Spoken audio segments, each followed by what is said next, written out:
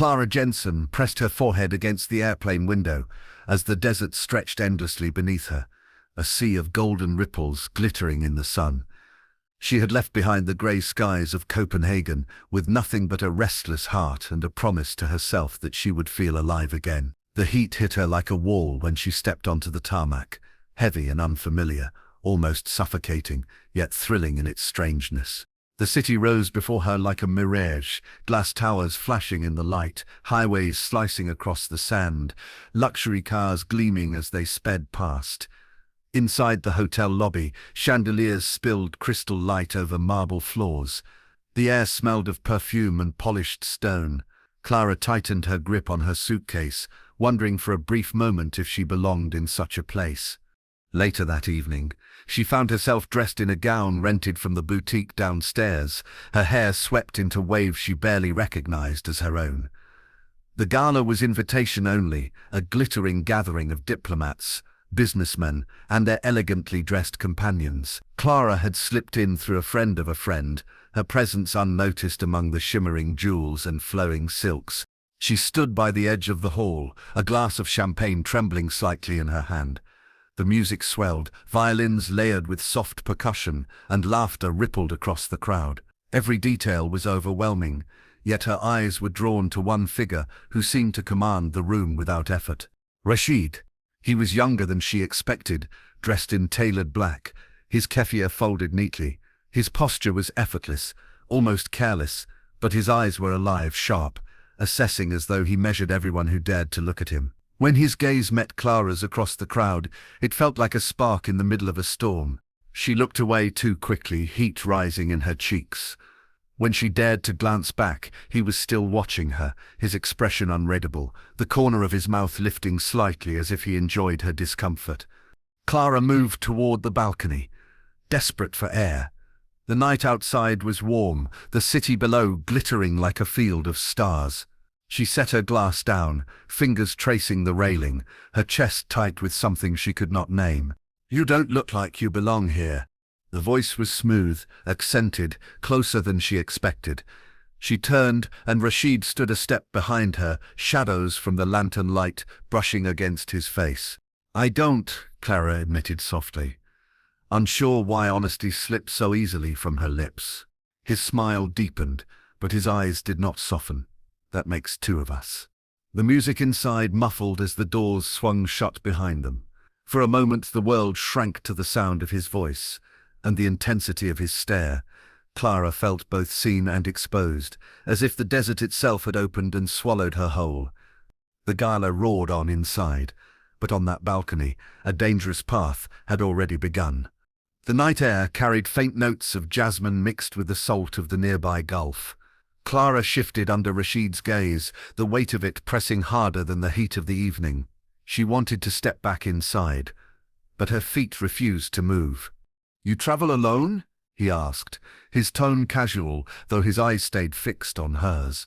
Clara nodded. "A few weeks. Just needed a change." Rashid tilted his head, studying her as if he could peel back every layer with silence alone. "Change is dangerous here. People remember too much, talk too much." His words unsettled her, yet they carried an allure she couldn't resist.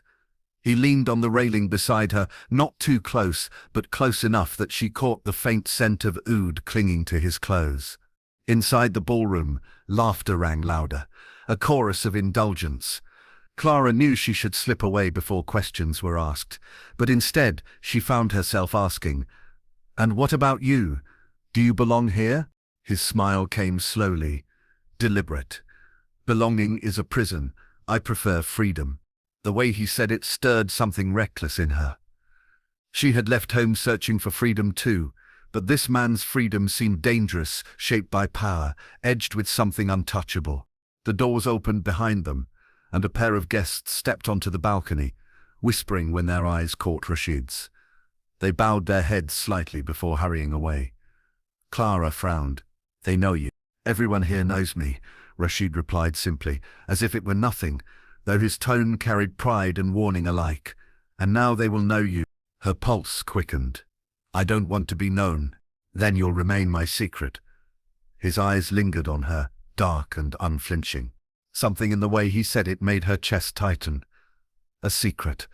The word tasted thrilling and perilous all at once. She had come to Abu Dhabi for escape, not entanglement, yet here she was, listening, leaning toward him. Hours later, when the gala emptied and cars lined the driveway, Rashid found her again. Without asking, he placed a card in her hand. His fingers brushed her palm longer than necessary, leaving a faint tremor in her body. "No calls, just the place and time written there," he said. "If you come, you'll know why." Clara stared at the card after he left, an address scrawled in sharp black ink, nothing more. She tucked it inside her purse, telling herself she would ignore it, that she had better sense. But even as she climbed into her cab, the thought of not going felt impossible. The next afternoon, Clara stood outside a cafe tucked into an alleyway of white stone and carved wooden doors. The card had led her here. When Rashid appeared, dressed plainly this time, sunglasses shielding his eyes, he smiled in a way that made her doubt everything she thought she knew of him. "No guards, no titles," he said, pulling out a chair for her. "Only us." Clara hesitated before sitting. "Why me?" "Because you looked away when I looked at you. Everyone else stares." Her breath caught. His words were intimate, disarming, and yet beneath them she sensed something sharper, like glass beneath silk. That evening, when she returned to her hotel room, Clara replayed every glance, every word. She knew it was a dangerous spark, one that could burn her if she leaned too close. And yet, even as she set the card back on the nightstand, she already wanted to see him again. The path she had tried to resist was pulling her deeper, and she was beginning to let it. The cafe became their meeting ground for only a handful of afternoons, before Rashid shifted the rules. One evening he sent a driver to her hotel without warning. Clara hesitated at the sight of the sleek black car waiting outside, its tinted windows reflecting the city lights like mirrors that hid everything. The driver, a tall man with a solemn face, opened the door. "Mr. Rashid requests your company," he said simply. His accent was heavy, his tone final. Clara's heart raced, but she slid inside, clutching her purse as though it were armor. The city blurred past, the towers fading, the roads narrowing until the car turned down a private road lined with tall palms. Ahead, the Sheikh's estate rose in the moonlight, high walls, golden gates, and guards in immaculate uniforms. The place radiated silence, too perfect, too controlled. When Rashid met her in the courtyard, his expression was lighter than she expected, almost boyish. He led her inside, past mosaics and polished marble floors that glowed under lantern light. Yet despite the beauty, Clara felt the air thicken. The corridors were too quiet, the guards' eyes too sharp. "This is your world," Clara whispered as they entered a private wing. "No," Rashid replied, "this is my cage. Only here can I escape the eyes." She studied him, trying to reconcile the carefree man from the cafe with the prince of this house. His words carried truth, yet also shadows. Their time together grew more intimate within those walls. He told her stories of growing up under his father's gaze, of expectations heavy enough to crush bone. He touched her hair as though memorizing it, kissed her as though desperate to own something real. But as days turned into weeks, the charm she had first felt began to change. Clara noticed how his tone sharpened whenever she mentioned friends she'd made at the hotel. He pressed her for details, who she spoke with, what they asked. Once, when she laughed about a tourist inviting her for drinks, his hand clenched around hers so tightly she gasped. "You are not theirs to claim," he said, voice low, dangerous. "Do you understand?" Clara pulled away, unsettled. "I'm not yours either. I came here to live, not to be hidden like a secret?" His eyes flashed. "That is what keeps you safe." The word safe clung to her in ways that did not feel like protection. She began noticing Hassan, the driver, always present at the edge of rooms, his gaze unreadable. Sometimes she caught him staring at her with something like pity before he quickly looked away. Late one night, after Rashid had fallen asleep, Clara wandered through the silent corridors. The air smelled faintly of incense, but beneath it lingered something else, like stone sealed too long, air that did not move. She stumbled across a locked door at the end of the hallway, heavy and unyielding. A guard appeared almost instantly, his hand hovering near his weapon. "You should not be here," he said quietly. The message was clear. Some parts of this house were never meant to be seen. Clara returned to Rashid's room, lying awake beside him, her thoughts racing. She had mistaken secrecy for romance, but it was control. She had thought herself chosen, but she was trapped.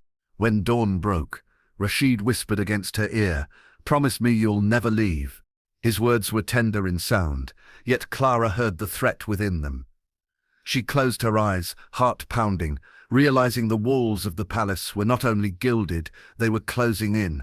The days bled together inside the estate, each one a gilded echo of the last. Clara began to feel her world shrinking, pressed in by walls of marble and silence. She still slipped out with Rashid on occasion, but never alone.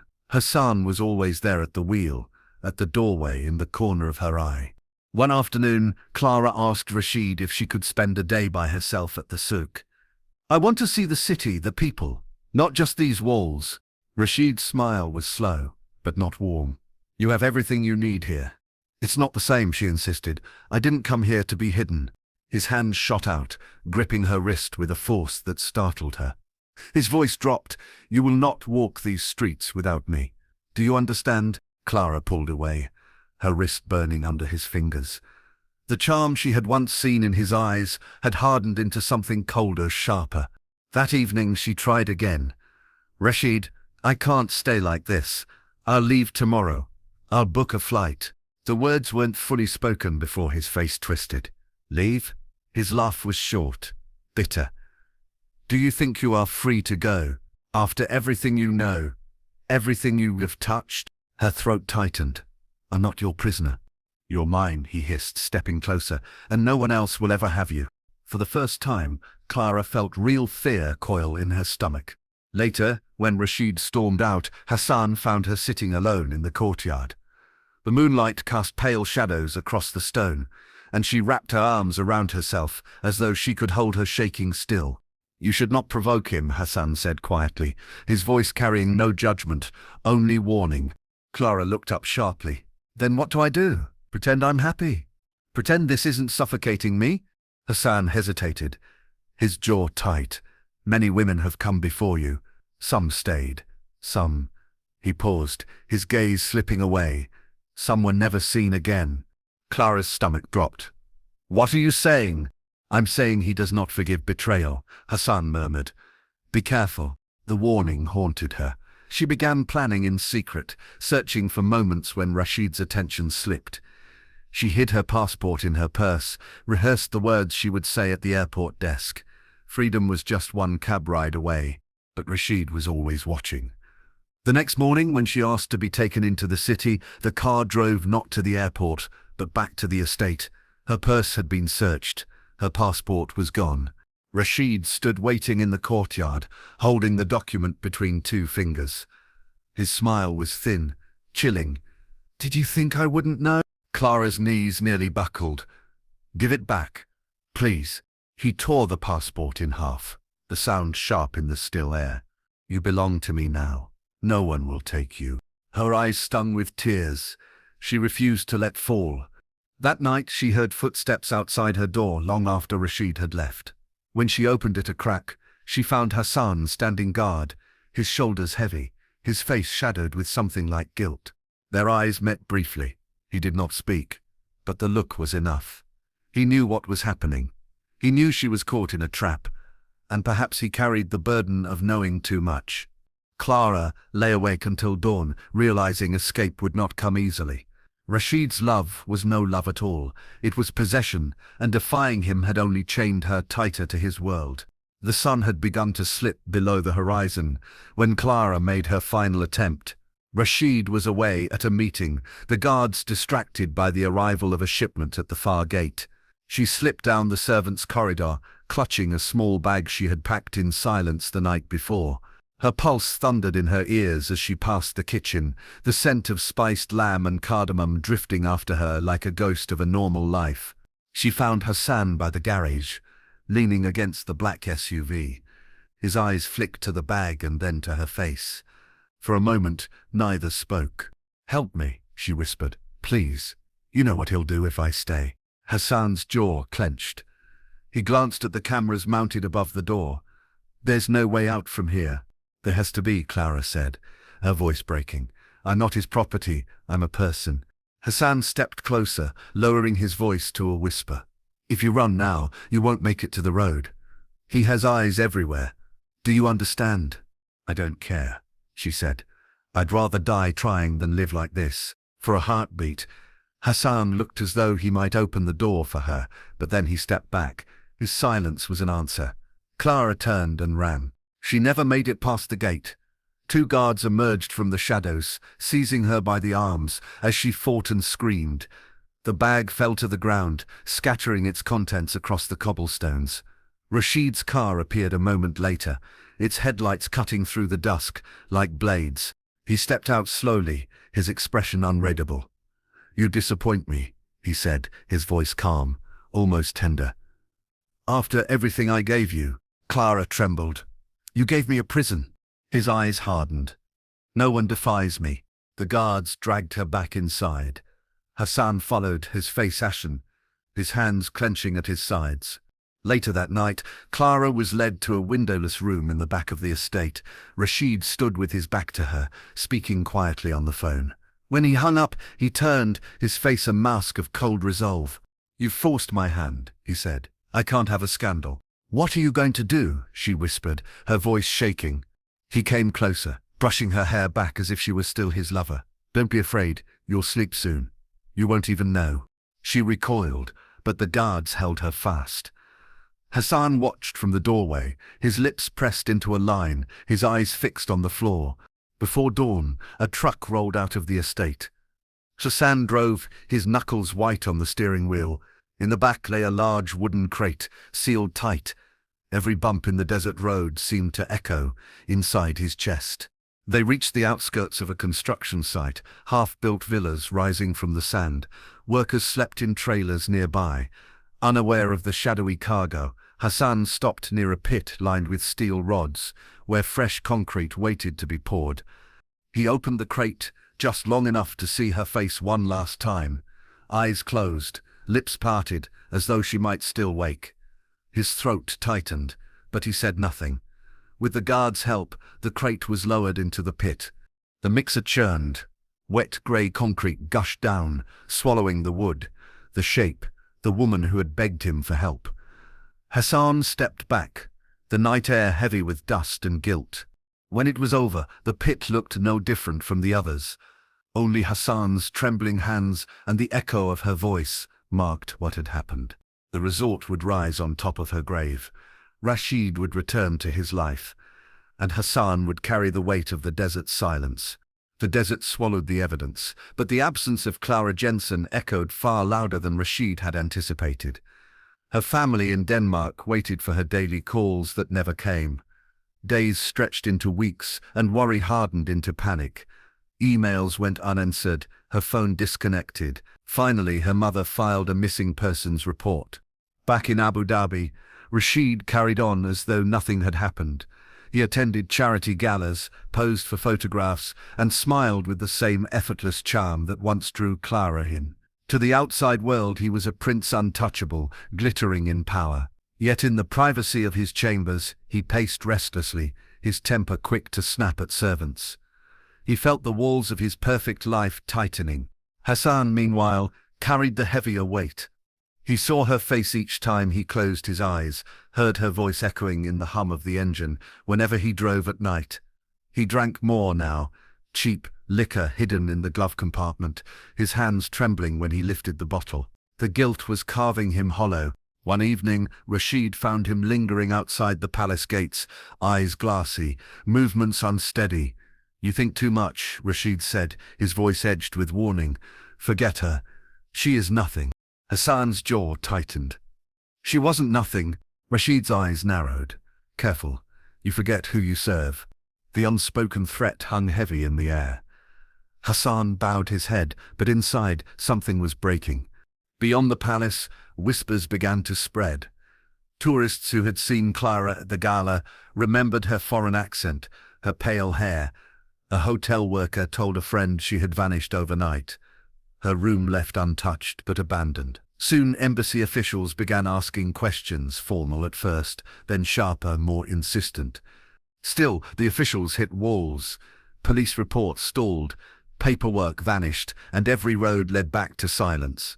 The Sheikh's influence was vast, his grip on the city unyielding. To challenge him meant career suicide, or worse. In Denmark, Clara's mother refused to let the case fade. She appeared on local television, her voice cracking as she held up a photograph of her daughter. She wouldn't just disappear. Someone knows something. Please, don't let her be forgotten. The clip circulated online, reaching journalists abroad.